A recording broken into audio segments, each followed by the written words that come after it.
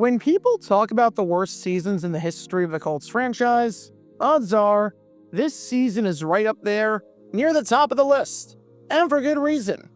The 1986 Indianapolis Colts were an absolute mess in every sense of the word, as through the first 13 weeks of the season, they were 0-13, and were seemingly shoo-ins for the #1 pick in the draft, although it didn't end up materializing that way. After 13 weeks, the Colts had scored 147 points, coming out to an abysmal 11 points per game. For some perspective, the next worst team in the AFC was scoring roughly 17 points per game. So the Colts were a full 6 points per game worse than the next closest team to them in their own conference. And it's not like their defense was much better, as along with having the worst offense in football, they had the second worst defense in football, allowing 339 points, or over 26 points per game. The Colts allowed 30 or more points 6 times in the first 12 weeks of the season, which seems insane when you realize that the average team was putting up a hair over 20 points per game. And perhaps most impressively, in the Colts' 13 losses, 11 of them came by multiple possessions. It's not just that the Colts were bad, they weren't even remotely competitive. And all of this contributed to a team that became just the third in NFL history and the first since the 1980 Saints to start a season off with an 0-13 record. So, who was the mastermind behind this season? Well, that was this man right here, head coach Rod Dowhower. He took over the Colts in 1985 following the departure of the highly controversial Frank Kush. And Dowhower was a special coach. There are some coaches who are great head coaches in the pros, but stink at the college game. There are some coaches who are great in college, but stink in the pros. I can't think of any as a Jaguar fan off the top of my head, but if you have one in mind, let me know, because I'm drawing a blank here as a Jags fan. There are some that are good in both the college game and the pro game. However, Rod Dowhower is special because he sucked as both a college coach and as a pro coach. 2 sucks for the price of 1. Over his 5 seasons as a head coach across college and the NFL, Rod Dowhower won a grand total of 14 games, posting a winning percentage of 23%. And it's genuinely not hard to see why the man sucked as a coach and had trouble connecting to his players when you look at stories like the one we're about to talk about today. Because this might truly be one of the dumbest feuds between a coach and a player in NFL history. And it deserves a deep dive 40 years later. Because this is the story behind Rod Dowhower, the 1986 Colts, and when an authoritarian oversteps his boundaries. Make sure you hit that like button down below, subscribe, hype up that video, and turn on that notification bell so you don't miss a single video that we post on the channel. Because we post every single day on here about the weird and the wacky history of the NFL with stories like this one that you may not have heard of before. So if you like that sort of stuff and want to learn more, then this is definitely the place for you. Thanks in advance for liking and subscribing, and for hyping up the video, and for helping us grow this community. And with that in mind, let's talk about the time that the coach of the 86 Colts refused to 86 his terrible tactics. But before I talk about what exactly Dowhower did and how stupid it was, we need some context to understand who this man right here is. This is Nesby Glasgow, and he was drafted by the Colts in the 4th round of the 1979 NFL Draft, back when they were still in Baltimore. Considering the fact that a good chunk of the 8th round picks in that class never even so much as played a down in the NFL, the fact that Glasgow was still with the team that drafted him and was entering his 8th season, with this being his 7th season as the starting safety, was incredible. Especially since he offered not just productive play on defense, but productive play on special teams. To give you an idea of how good Glasgow was, over his NFL career, Glasgow had 15 interceptions, 17 fumble recoveries, and 9 sacks, making him one of just 13 players since the merger to have at least 15 picks, 17 fumble recoveries, and 9 sacks. Of the other 12 players, all of them were taken in the first 3 rounds of the draft, meaning that the other 12 players were taken in what would be the first 2 days of the draft today. While Glasgow did this in a round that does not exist anymore. Nesby Glasgow was one heck of a player. And if the best ability that a player can have in the NFL is availability, then Nesby Glasgow was the king of that. He knew how to take care of his body, as you never saw the man on the sidelines. From 1982 to 85, out of a possible 55 games, Nesby Glasgow played in all 55 of them and started 54. And from the time he was drafted in 1979 until the time of this story, over those roughly 8 years, Glasgow missed just 3 games, with 2 of those coming in 1981 with an abdomen injury and a groin injury. That stretch comes out to 117 games, of which Glasgow played in 114 of them, or 97.4%. This is all to say that Nesby Glasgow knew how to take care of himself and did not get hurt, so clearly he was doing something right. And that raises the question, what did Glasgow do in order to take care of himself? Well, he did a lot of things, but one of the notable ones was what he did with his cleats, as he used a technique called spatting. You may have never heard of that before, but it's something that many players do to this day, and it's simply the process of wrapping athletic tape around your cleats. If you've ever seen a player have a ton of tape around the outside of their ankle or their cleat, that's spatting. There are a few reasons why players may opt to spat their cleats, and it has nothing to do with superstitions or wanting to look different. Number 1, spatting can improve the lifespan of the cleats, especially in rough field conditions, since they won't get worn up as badly. Number 2, depending on the weather, they can help keep your feet warm, because they offer an extra layer of protection, almost acting as a coat. It might not make a difference in a dome or in the Florida sun, but if you're playing a game in the Midwest and it's the latter half of the season, that could be big.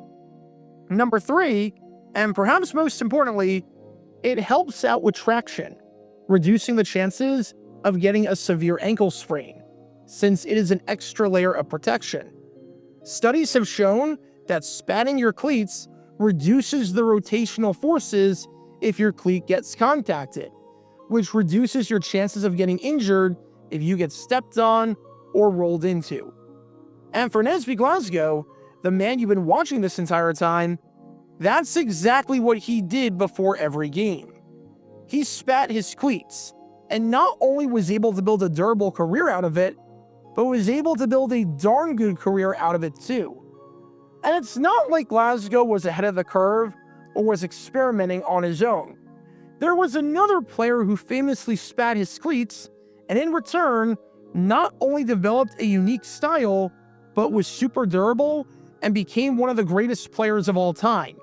You might have heard of him before. His name is Walter Payton, and he might be the greatest running back in the history of the sport. And from 1976 to 1986, the man did not miss a single game. He spatted his cleats and had layers upon layers of tape around it. Seemed to work pretty well for him, if I do say so myself. So it's not like Nesby Glasgow was your wacky aunt who did the research for herself, which was using a WebMD search and picking and choosing which words she wanted to read, and found something that every other doctor missed, despite the fact that she flunked out of high school and believes in not going to the doctor, but rather just asking a magic 8-ball what to do. Glasgow's belief of spatting his cleats was backed up by science, and was done by other players around the league with great success. So why am I making a big deal about what this man right here was doing with his cleats? Because Rod Dowhower, the head coach of the Colts, didn't like it one bit. Even though this was working well for Glasgow, seeing as he was durable and had built a long career, even though there was nothing in the rulebook against it, and even though other players around the league, including maybe the greatest player in the history of the sport, were doing the exact same thing, Rod Dowhower had a huge problem with it. Dowhower had a dress code, and spatting was in direct violation of his code, which feels odd, because this doesn't really feel like something dress code related. This is more of a player doing something that will make a legitimate difference and will help them on the field. This isn't like a player stepping onto the team plane wearing a baseball cap. This is just a player getting his shoes taped for scientific reasons. And it's not even like the color of the tape clashed with the Colts uniforms. The Colts colors are blue and white, and Nesby Glasgow was putting white tape around his shoes. Still, Dowhower was not happy about Glasgow's defiance, and he fined him. The first time Dowhower noticed that Glasgow had spat his cleats, it was just a $25 fine. Obviously, you don't want to lose $25, but that's not much to an NFL player, even by 1986 standards. But then, the fines kept increasing as Glasgow continued to spat his cleats. Dowhower fined Glasgow every single week of the season, and the fines got up to $1,500 a week, which obviously adds up, and is even more insane when you realize that Glasgow was the player representative for the Colts for the union. For some perspective, in 1984, we know that Glasgow made $127,000, and in 1987, we know that he made $275,000. So you figure that he was making a number in between those two figures for the 1986 season. Glasgow, being fined $1,500 a week, was being fined a substantial amount just for spatting his cleats, even though tons of other NFL players had done it, simply because Rod Dowhower didn't like it. As Glasgow said, "I've been spatting every week. I plan to continue." With just a ballpark estimate, Glasgow probably lost $10,000 in fines from his coach because he engaged in the practice known as spatting, which comes out to 4% of his salary. Today, the average salary in the NFL is somewhere around $5 million. Imagine if a player was fined $200,000 over the course of the season by doing something to his cleats that was legally allowed by the NFL and was done by everyone else, just because his coach didn't believe in it or like it. That would be asinine. Yet, that's what happened here with Nesby Glasgow. And this feels like a classic case of poor leadership where you need to know when to pick and choose your battles. There are some battles as a coach that are worth fighting. And then there are some battles that are just going to alienate your guys and make you look like a dictator. Knowing when to back off is a critical part of being a coach, even for the strict disciplinarians like Dick Vermeil and Tom Coughlin.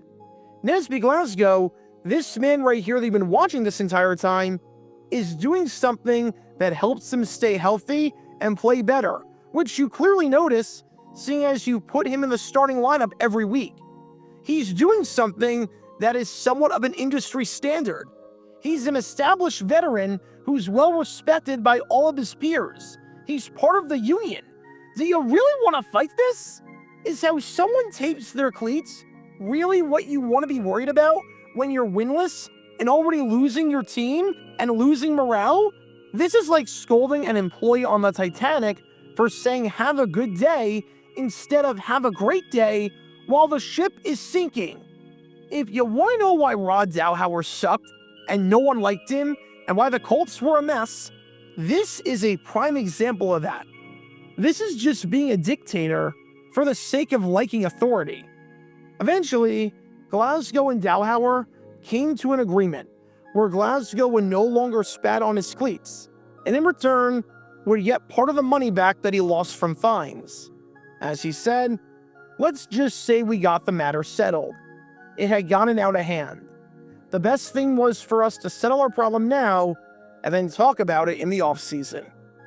In what might be one of the craziest cases of irony in NFL history, in something that not even Alanis Morissette could write, the game that Glasgow stopped spatting his cleats was during Week 12 against the Houston Oilers, in a game where the Oilers won 31-17. Early in the game, Glasgow got injured with a sprained toe, and not only didn't return, but didn't end up playing the following week against the San Diego Chargers. I'm not saying he doesn't get injured if Rod Dowhower just lets him do what he wants, but the whole idea of spatting is to prevent any injuries to that part of the body. And sure enough, Glasgow suffers an injury to that part of the body after Dowhower pretty much forced his hand. Dowhower was fired shortly thereafter, as following an 0-13 start, he was replaced with Ron Meyer, who let the players know that he genuinely did not care if you spatted your cleats. Do whatever you want. You're all adults, you all have your preferences. If you want to use tape to protect yourself, go for it. As Glasgow said when Meyer took over, Coach Meyer said he really didn't care if we spatted our shoes. When you make Ron Meyer look like the good guy, that's when you know you really screwed up. Because let me tell you something, if you know anything about Coach Meyer and his time with the Patriots before he went to the Colts, he was a disciplinarian like no other. So if you're making Coach Meyer look like a calm figure by comparison, you really sucked at your job. Safe to say, the days of getting fined 4 figures over white tape were over. Nesby Glasgow was back to spatting his cleats and played in the NFL all the way until 1992, building a 14-year career, with the final 5 years coming in Seattle with the Seahawks, in the same city that he went to college in. But while Glasgow undoubtedly had a lot of success in the NFL, this 1986 season is one that he and his wallet would like to forget. Today, the 1986 Colts live on 40 years later, not just for how bad they were, but for the lessons they taught us. That lesson: the 2 easiest ways that a head coach can lose a locker room are by losing a lot of games and by being a dictator over the dumbest things possible. Rod Dowhower managed to accomplish both. If you're more worried about what a player is doing with their cleats, even though it's backed by science and by other players and is within the regulations of the league, than you are about their play or the play of the team, then you've already lost. If this is the hill you're going to die on, you're going to die very quickly. Because when it came to the spatting scandal of the 1986 Colts, even if Nesby Glasgow spat in Rod Dowhower's face, Rod Dowhower spat in the face of everyone in the organization. Check out our live streaming schedule for the next few days. We're live every single day on this channel, whether we're covering a sporting event or playing GeoGuessr or just taking your requests. So make sure you like and subscribe and turn on the notification bell so you don't miss a single time that we go live and so that you can join this community. Also, thanks to all our members and our Patreon supporters who get exclusive perks like their name of the end of each video, members-only Q&A streams, and cool emojis to use on videos and during streams. See how you can join this community and become a member or a Patreon member by clicking the link in the description below.